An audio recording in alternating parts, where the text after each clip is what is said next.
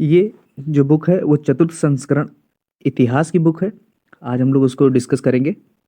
और ये जो बुक की प्रकाशन है वो युक्ति प्रकाशन की बुक है।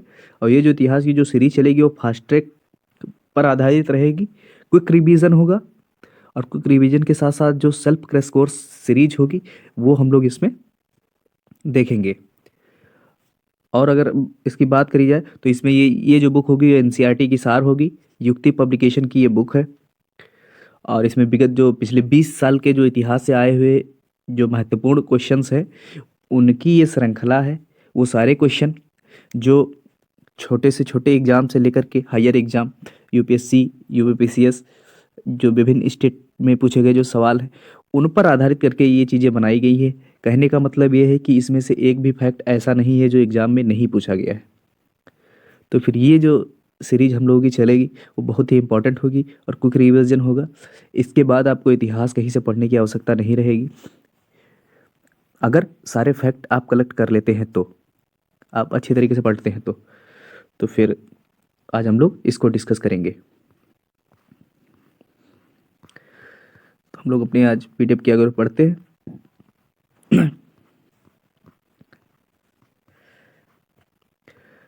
तो शुरू करते हैं भारत का इतिहास। तो भारत के इतिहास में अगर हम लोग बात करते हैं, ठीक है पहले, हाँ, तो भारतीय इतिहास को पता है कि आप लोगों को 3 भागों में बांटा गया है। ठीक, पहला भाग है प्रागैतिहासिक काल का, दूसरा है आद्य ऐतिहासिक का और तीसरा क्या है ऐतिहासिक काल का। तो प्रागैतिहासिक ऐसा काल होता है जिसके बारे में पता भी नहीं होता है। ऐसे कोई साक्ष्य मिलते नहीं हैं बेसिकली जिनके आधार पे उनको किसी तरह का किया जाता है। हाँ, बस होता यह है कि अगर कहीं साइटें खोदी जा रही हैं तो वहाँ पे इनका लेयर बाय लेयर इनके जो अवशेष बचे होते हैं वो चीज़ें मिलते हैं।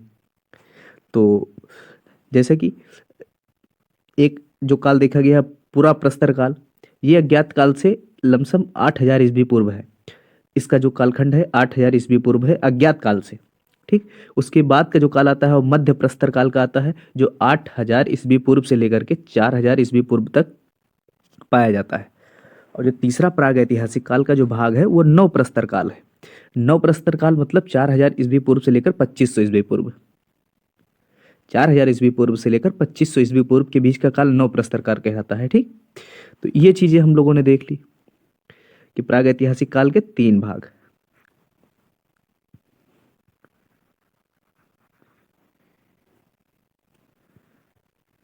आप लोगों ने देख लिया।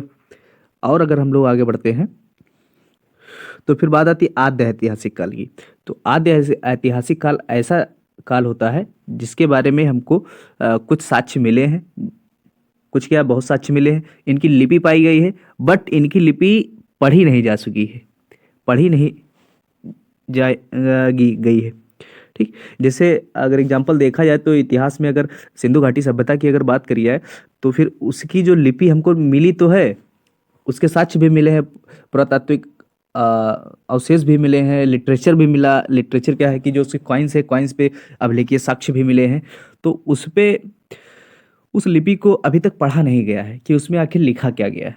हाँ, जो उसके फिगर हैं, मुद्राओं में जो है मूर्तियाँ मिली हैं, सिक्के मिले हैं, उन सारी चीज़ों के आधार पर हम लोग अनुमान के आधार पे उस इतिहास कालखंड की हम लोग बात करते हैं। तो ऐसे काल को हम लोग क्या कहते हैं आद्य ऐतिहासिक काल करते हैं। इसमें मेनली इसके 2 पार्ट आते हैं। एक आती है सिंधु घाटी सभ्यता की और दूसरा क्या है वैदिक एज कहलाती है। तो सिंधु घाटी सभ्यता की अगर एज है तो 2,500 ईस्वी पूर्व से लेकर के 2,500 ईस्वी पूर्व के बीच में माना जाता है। और जो वैदिक सभ्यता का काल जो माना जाता है वो 1,500 ईस्वी पूर्व से लेकर के 600 ईस्वी पूर्व के बीच में माना गया है। तो फिर आगे हम लोग बढ़ते हैं। अब बात आती है कि सिंधु घाटी सभ्यता के बारे में हम लोग डिस्कस करेंगे और चीज़ें वहीं पे वो खत्म हो जाती है 500 ईस्वी पूर्व के बाद। उसके बाद हम लोग क्रमबद्ध तरीके से उसकी सिंधु घाटी सभ्यता की जो पश्चात वहाँ पे जो सभ्यता विकसित होती है उसके बारे में हमें कुछ पता नहीं है। उसके बाद वैदिक एज चालू हो जाता है। वैदिक जो सभ्यता है, वैदिक सभ्यता में जो राजा थे वो उनका जो सप्त सिंधु प्रदेश था वहीं पर केवल इतिहास उसका मिलता है। सिंधु घाटी सभ्यता से थोड़ा सा इतर। नॉर्थ की, ईस्ट एंड नॉर्थ की साइड की ओर। अगर इंडिया का अगर मैप बनाया जाए तो फिर समझ लेते हैं कि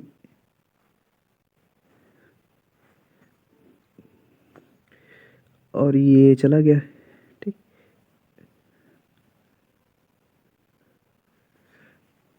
ठीक।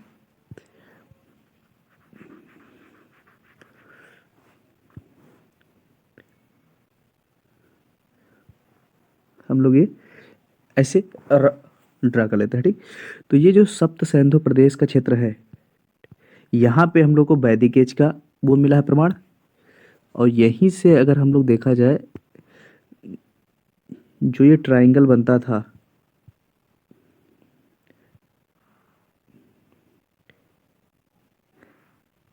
ठीक, यहाँ पे हमको मेनली क्या मिला है, यहाँ पे मिला है सिंधु घाटी सभ्यता। ठीक। और यहाँ पे हमको मिला है वैदिक वैदिक कल्चर।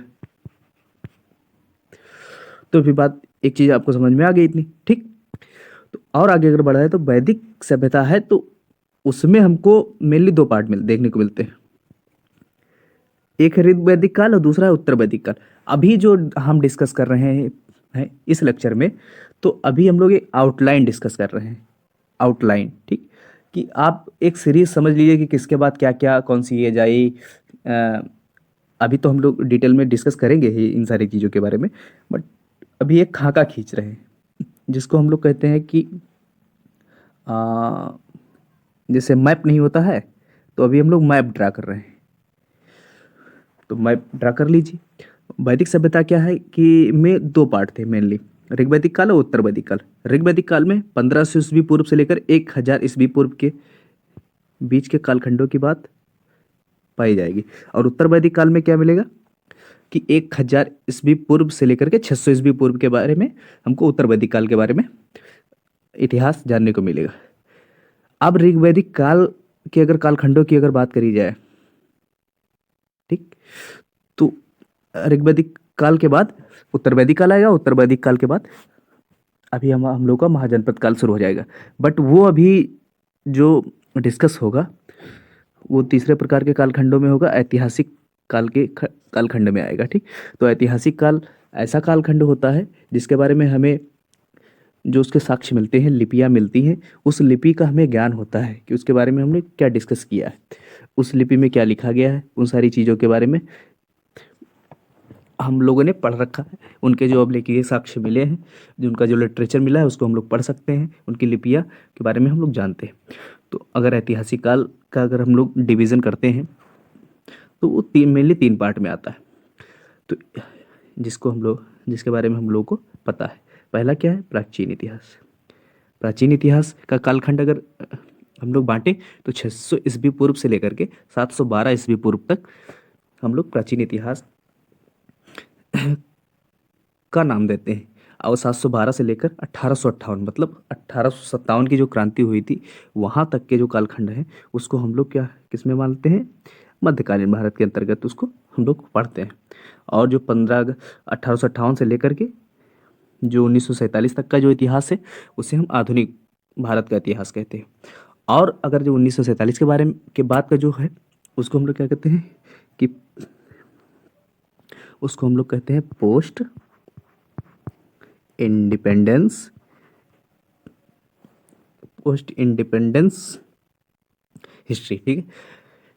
कि हम लोग को आज़ादी के बाद का जो इतिहास है उसे पोस्ट इंडिपेंडेंस हिस्ट्री के नाम से जाना जाता है। ठीक। तो हम लोग ये मेजर कैटेगराइज इसको करके रखे हैं। और अगर इसका अब आप प्राचीन इतिहास के अगर कालखंडों में बांटा जाए कि हम लोग प्राचीन इतिहास को हम लोग कैसे कैसे पढ़ेंगे, तो उसमें हम लोग मेनली पढ़ेंगे महाजनपद काल, जो 6 ईस्वी पूर्व के तक आता है। मगध का जो साम्राज्य है 600 से 300 ईस्वी पूर्व के हम लोग पढ़ेंगे। फिर मौर्यन साम्राज्य आएगा, फिर मौर्यन के मौर्योत्तर काल आएगा, फिर गुप्तन एम्पायर आएगा, फिर उसके बाद जो पोस्ट गुप्तन एम्पायर में हर्षवर्धन का काल आएगा। तो ये हम लोग पढ़ेंगे किसमें, प्राचीन भारत के इतिहास में। उसके बाद हम लोग पढ़ेंगे मध्यकालीन जो भारत का जो इतिहास है, उसको हम मेनली दो पार्ट में उसको हम लोग पढ़ेंगे। पहला जो पार्ट पढ़ेंगे जो पूर्व मध्यकालीन भारत का जो इतिहास था उसको, जो 712 से लेकर के 1206 ईस्वी तक रहेगा। मतलब 712 से लेकर के हम लोग पढ़ेंगे 1206। ठीक, इसके जो बीच का इतिहास है वो पूर्व मध्यकालीन भारत का इतिहास है। और 1206 से लेकर के 1857 तक का जो इतिहास है वो हम लोग पढ़ेंगे उत्तर मध्यकालीन भारत के इतिहास को पढ़ेंगे। ठीक, अभी हम लोग पढ़ते हैं कि पूर्व मध्यकालीन जो भारत का है 8वीं से 13वीं शताब्दी का जो ये इतिहास है उसको मेनली 3 भागों में बांटा गया है। उसको हम लोग पढ़ेंगे, एक उत्तर भारत का इतिहास, क्योंकि चूंकि उस कालखंड में चूंकि भारत जो बटा हुआ था वो उत्तर भारत में था, दक्कन का था। और मेनली ये है कि अगर हम लोग ड्रा करते हैं इंडिया का मैप तो मान लेते हैं, ऐसे बना लेते हैं, कोई खाका खींच लो। ठीक, तो जो ये है ये वाला जो पार्ट है ये नॉर्थ इंडिया है, ये जो है और डेक्कन है, और ये है साउथ इंडिया। ठीक, दक्षिण भारत है। तो मेनली इस पार्ट में हम लोग इसको देखते हैं। ठीक, तो उत्तर भारत में हम लोग दिल्ली सल्तनत को पढ़ेंगे, मुगल पढ़ेंगे, चौहान पढ़ेंगे।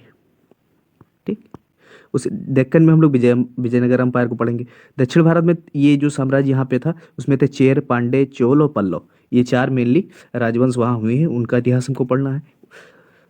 उसके बाद जो उत्तरकालीन भारत में था तो अब वही कैटेगराइज इसमें होगा, क्योंकि अभी पूर्व में था, अभी 1206 के बाद इसमें यहाँ पर देखेंगे तो यहाँ पे क्या उत्तर भारत में कौन कौन से राजवंश का उदय हो जाएगा, वहाँ पे हो जाएगा राजपूत का, पाल का, प्रतिहार का।